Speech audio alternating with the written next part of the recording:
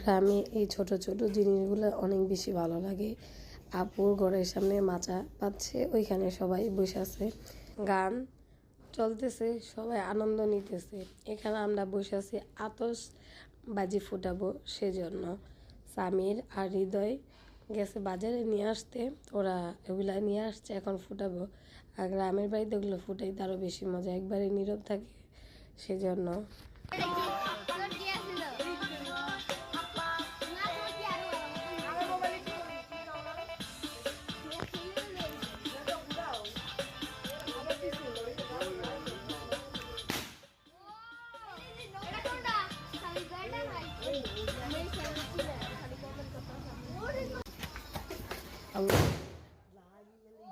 মজাই লাগছে রাত্রেবেলা, কিন্তু সকালবেলা সবার মুড অফ, কারণ এখন আমরা চাঁদপুর থেকে নারায়ণগঞ্জ চলে আসতেছি, সেজন্য সবার তো ফেস দেখে বুঝেই যেতেছে সবার অনেক কষ্ট হইতেছে 4 দিন থাকার পর। এখন চলে আসতেছি নারায়ণগঞ্জ।